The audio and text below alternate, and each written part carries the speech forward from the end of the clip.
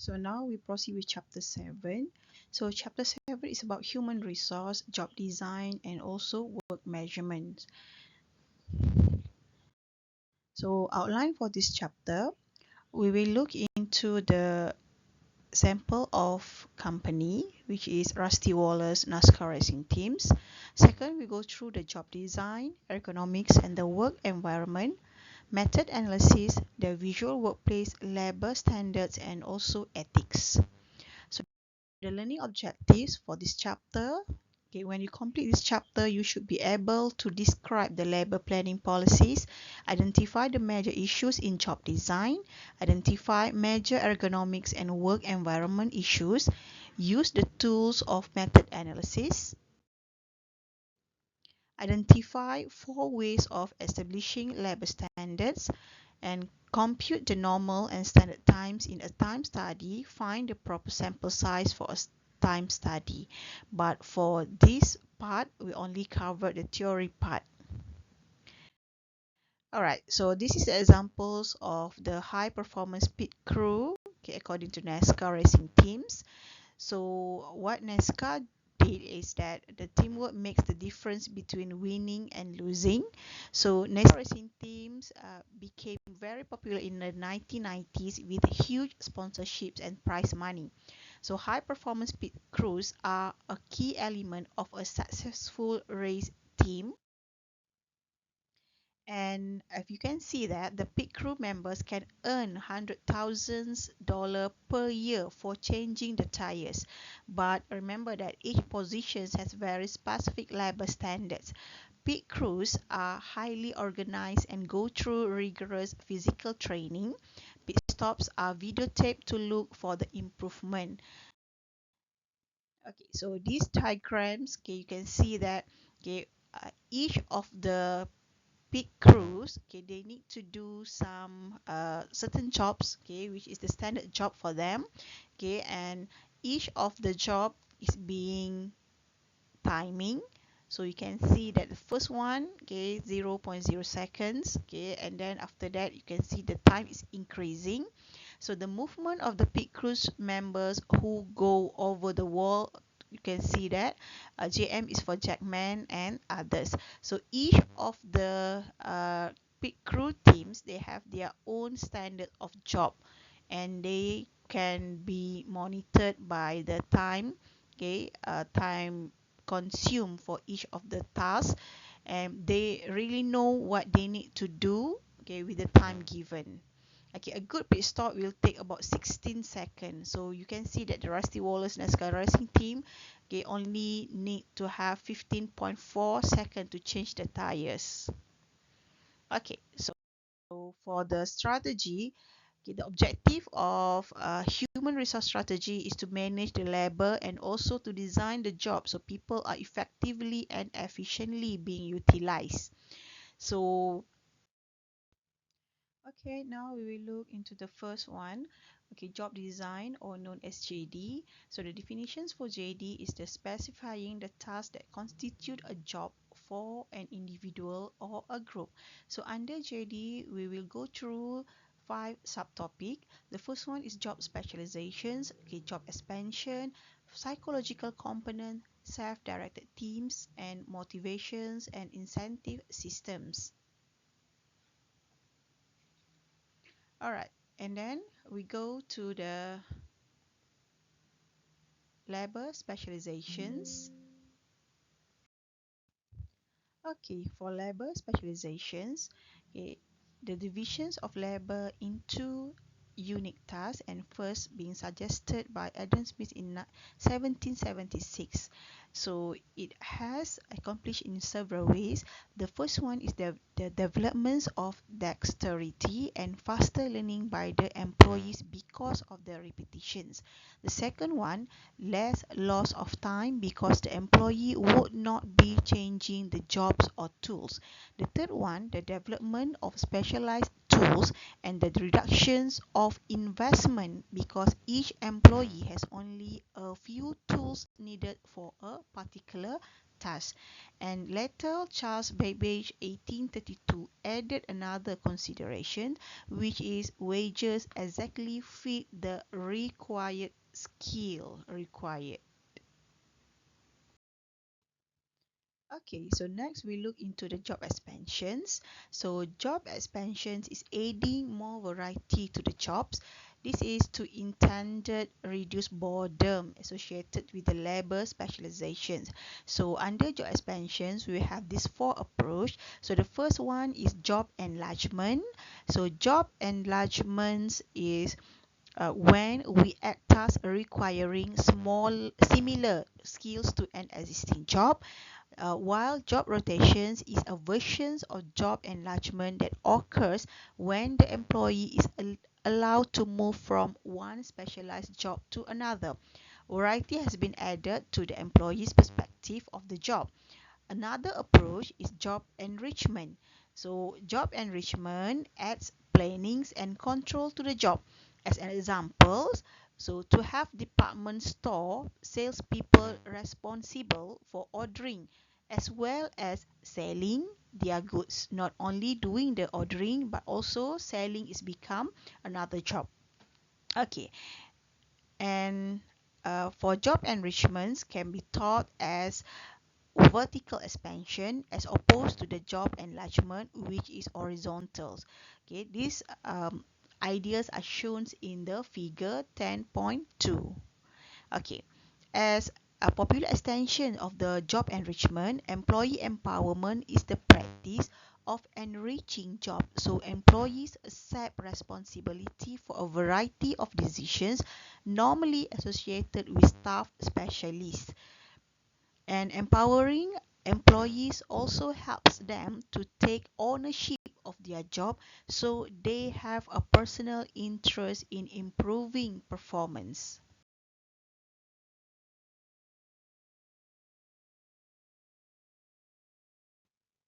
Okay, so number three is the psychological components of the job designs. Okay, as we can see here, human resource strategies require considerations of the psychological components of job design.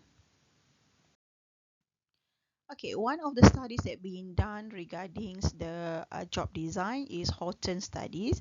The Horton studies introduce psychology to the workplace.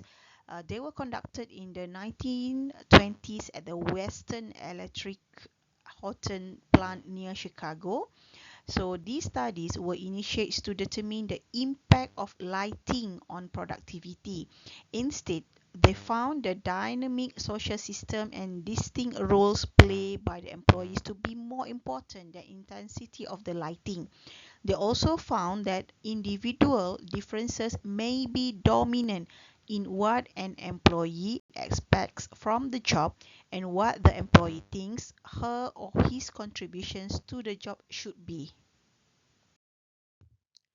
Okay, so after the Horton studies being done, so another studies also done by the J.R. Heckman and J.R. Ullman incorporated much of that work into five desirable characteristics of job design. So it's known as core job characteristic.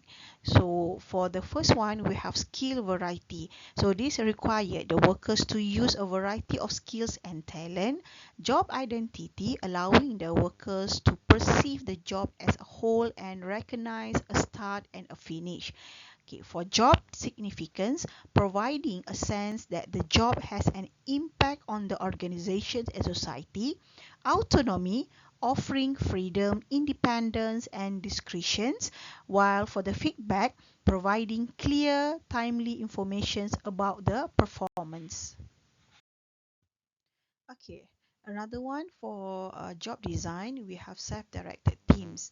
Okay, what is self-directed teams? Is a group of empowered individuals working together to reach a common goal. So the goals or objective can be for long-term or short-term.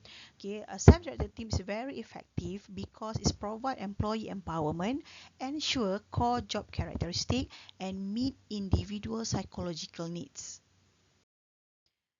Okay, so in order to have the maximum effectiveness, so the manager should ensure those who have legitimate contributions are on the team, provide management support, ensure the necessary training being given to the employees, endorse clear objective and goals is either for long term or short term, financial and non-financial rewards given to the employees, and supervisors must also release the control. So this one is by providing the empowerment to the employees.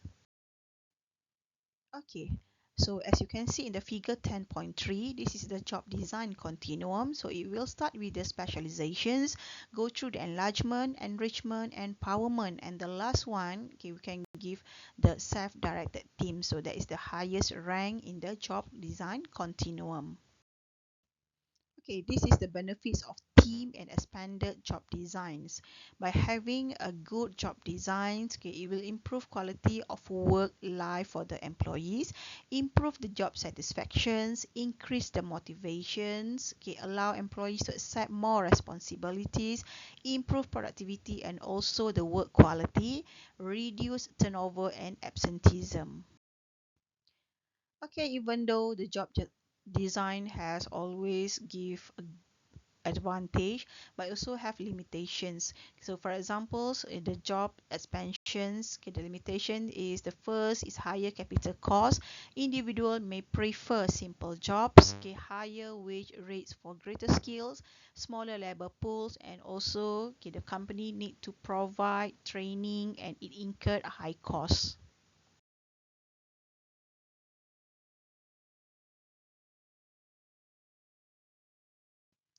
The last one for job designs so is have motivation and incentive system.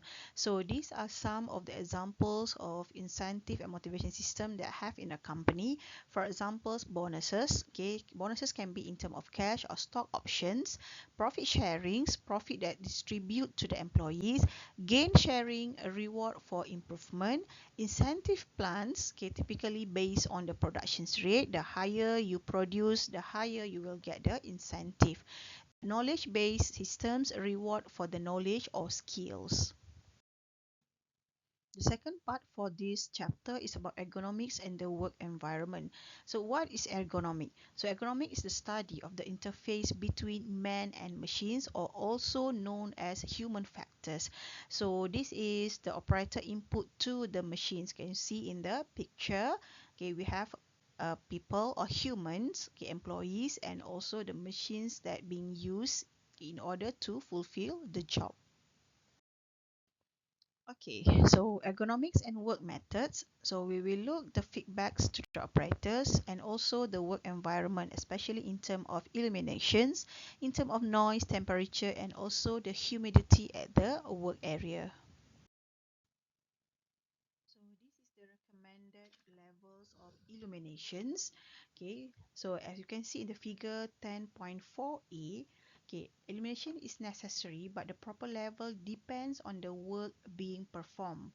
Okay, so figure 10.4a provide the guidelines. Okay, however, other lighting factors are important. These include the reflective ability, contrast of the work surface with surroundings, glare and shadows. So actually when we are moving the large objects, okay, in the warehouse, so it give you 10 to 25 illumination level. So this is the recommended.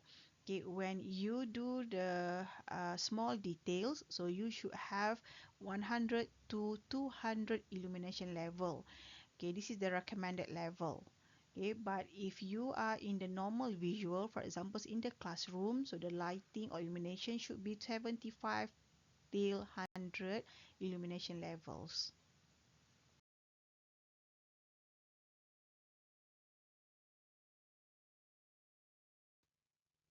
Okay, for decibel level or noise, okay, you should have when you go to the residential area, okay, for example at Chicago at night, so the decibel level is 40. Okay, and for subway train, the decibel is 80. So when 80 above, so you need to have ear protection needed if you expose 8 hours or more.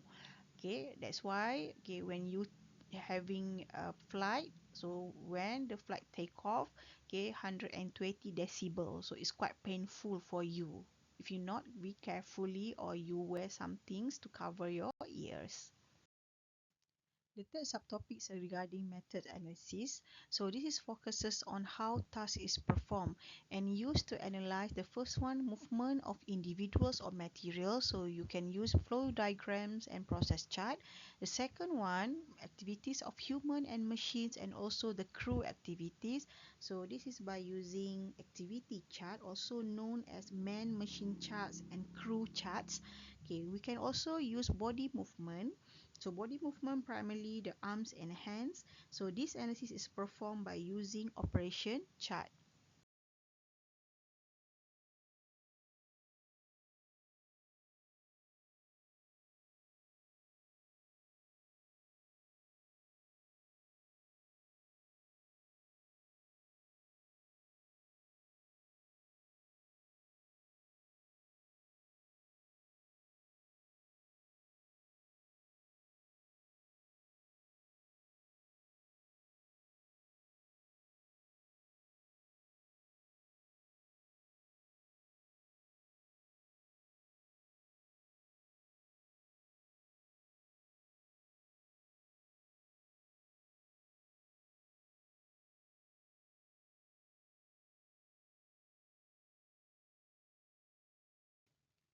So the next one, we have the visual workplace.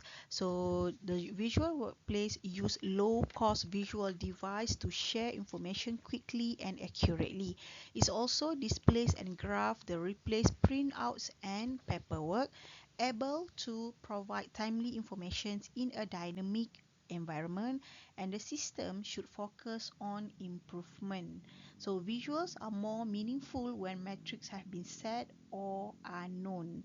Okay, the visual workplace can eliminate non-value added activities by making standards, problems, and abnormalities visual.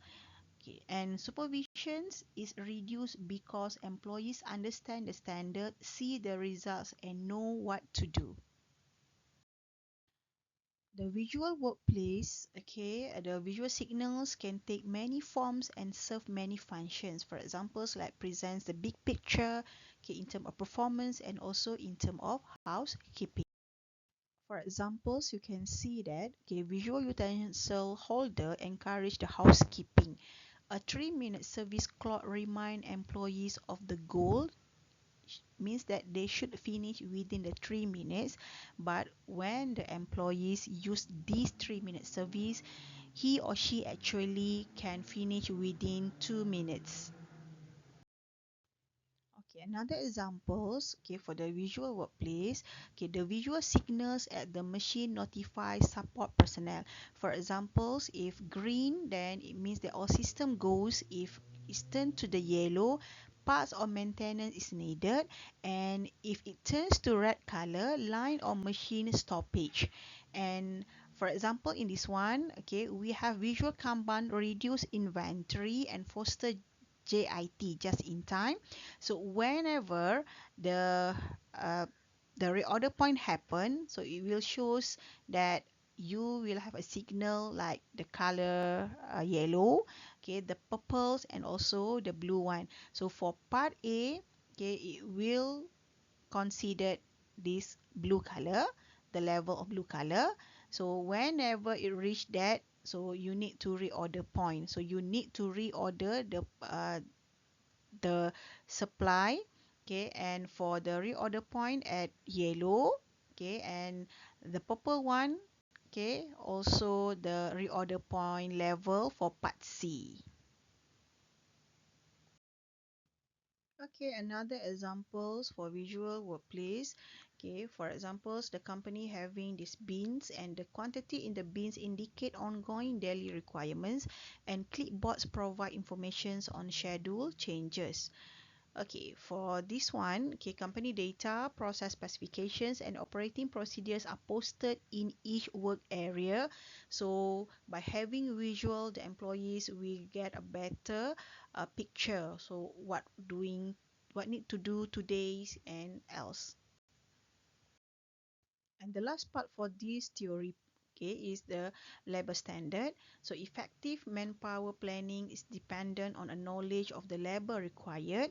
Okay, and also labor standards are the amount of time required to perform a job or part of a job. Accurate labor standards will help determine the labor requirement, cost, and also given the fair work.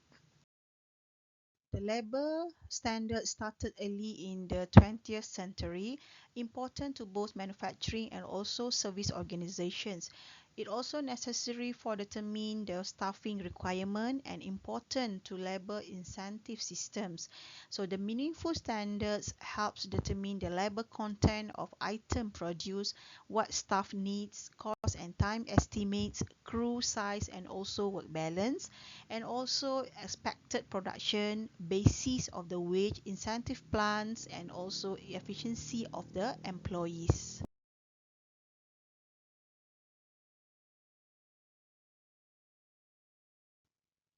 Labor standard will be set in the four ways.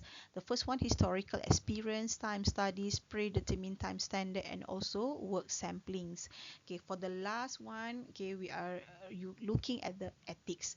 So ethics is regarding fairness, equity, and ethics are very important constraint of job design because some people doesn't follow the ethics. Okay, and the important issue may relates to the equal opportunity, equal pay for equal work, and safe working conditions. Helpful to work with government agencies, trade unions, insurers, and also in terms of collaborate with the employees.